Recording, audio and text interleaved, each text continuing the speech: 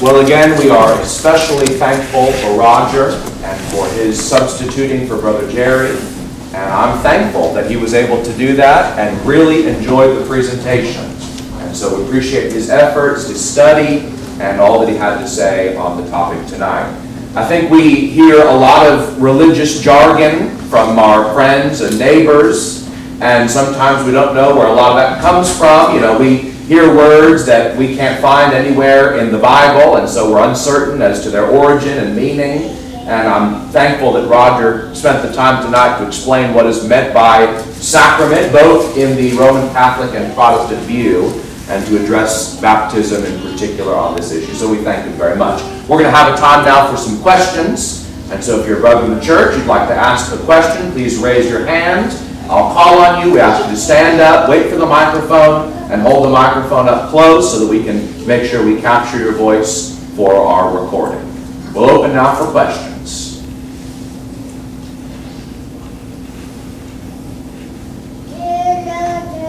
We'll start with Brother Clint.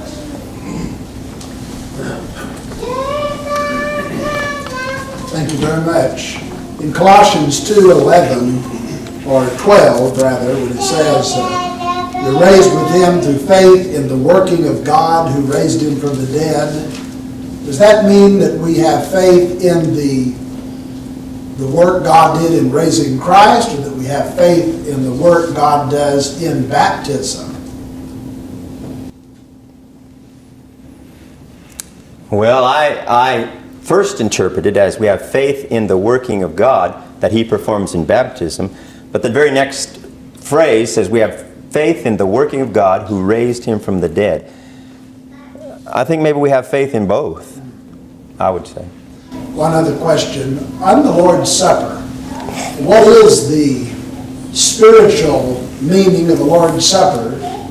Not quite to what the Catholics teach, but that the Protestants have stripped away. I wondered if you could comment on if that has anything to do with Paul's words in 1 Corinthians 10, when he calls it the joint participation of the communion of the body and blood of Christ, or just whatever you think that the actual spiritual meaning of the Lord's Supper is in uniting us to Christ. Well, I think the Catholics believe that the Lord's Supper is a sacrament, and that in the taking of the sacrament of the Lord's Supper there is a special grace imparted, a saving grace even, and that sins are forgiven at the moment. So just like you would do confession and penance, you would take the Lord's Supper, and sins are actually forgiven, and that all has to do with the transubstantiation stuff, and all that stuff all fits together in the idea of a sacrament.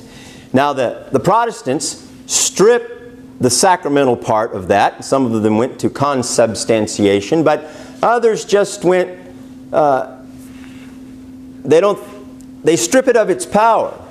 Now biblically, I believe that in 1 Corinthians chapter 11, verse 24, and then in verse 25, Jesus tells us, do this in remembrance of me. It's a memorial. And it's a causing of humankind to remember Jesus, which has a greater effect on our lives than we likely imagine, unless you preach and teach about the importance of not forgetting and the importance of remembering and being reminded in the Scriptures. The fact that we're given something that is to remind us has a greater effect on us than we imagine. But it doesn't have the power, and that's not what it's all about, to forgive sins. It's not sacramental at all. I believe it's a memorial that is intended by Jesus to cause us to remember Jesus, his body and his blood, and the work he accomplished in the establishing of the new covenant. He wants us to remember those things. And that's why when we take the Lord's Supper, we're supposed to think about Jesus. And that's going to do us more good than maybe we mostly imagine. That's what I think.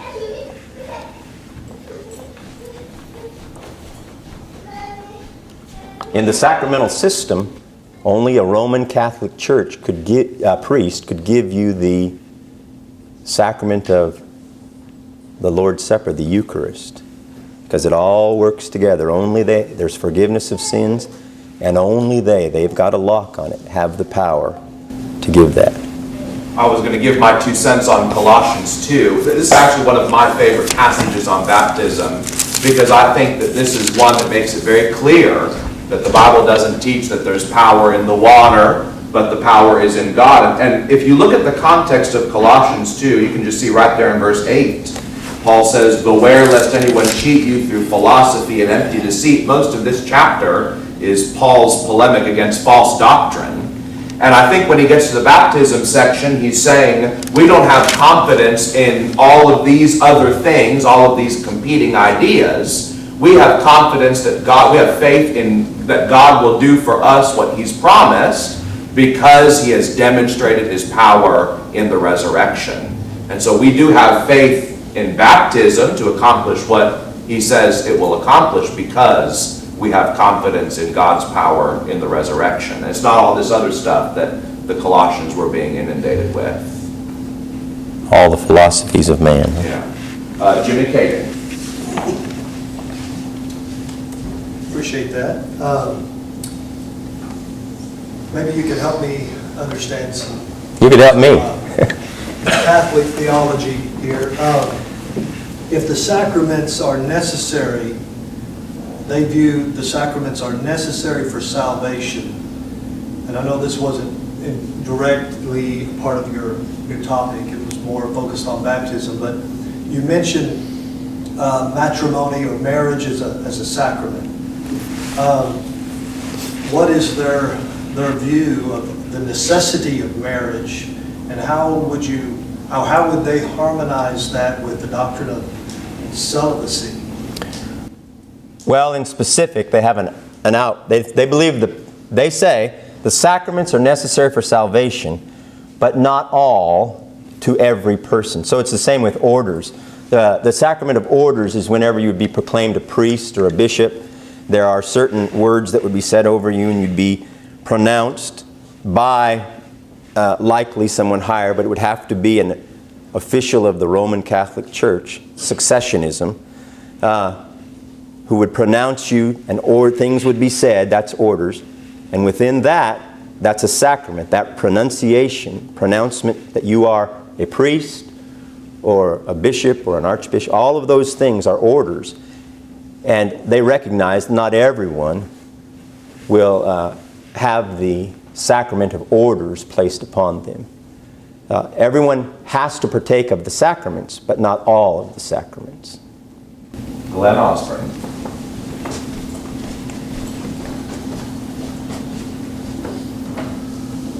Sorry I wasn't here at the first, but I've enjoyed what I heard. I know you didn't deal with the Lord's Supper, so maybe this is irrelevant, but I was wondering, in your study, is John, the 6th chapter, verse 53 through 58, is that the source or one of the major underlying authority that they get from the Scriptures to state that the Lord's Supper is a sacrament? Because in this passage, unless you eat the flesh of the Son of Man and drink his blood, you have no life in you. And then it goes on down. But, what proves too little, too much proves too little. In verse 58, whoever eats this bread will live forever, of course. But now, did you find in your research that this was possibly the major reason why this passage has even gained prominence at all in applying to the Lord's Supper, is because of these statements? Well, I don't know. I didn't look far enough to see. It strikes me that very likely the Roman Catholic Church applies this to the Lord's Supper. I wouldn't apply this to the Lord's Supper. I believe that this, in verse 54, whoever eats my flesh and drinks my blood has eternal life, and I will raise him up at the last day. It seems like then, if this is the Lord's Supper, the Lord's Supper becomes a guarantee as a sacrament of salvation. You eat it, you can eat it every morning, and every morning you're brand new again, and it's a guaranteed thing, I don't believe that this is talking about the Lord's Supper. I believe this is a more figurative spiritual meaning, that if we take Jesus into our life and live following Jesus, we will have eternal life. But just taking the Lord's Supper will not guarantee. It's not a sacrament. If it was a sacrament, maybe it would guarantee that. If we thought of it as a sacrament, we might think, well, I took the Lord's Supper, I'm okay. But that's not what the Lord's Supper is about. And maybe one of the other men, Ronnie's back there ready to go, and Johnny could talk about this. I don't know the Lord's Supper, the Catholics' actual position, if they use this in support of their sacramental doctrine. It fits, though.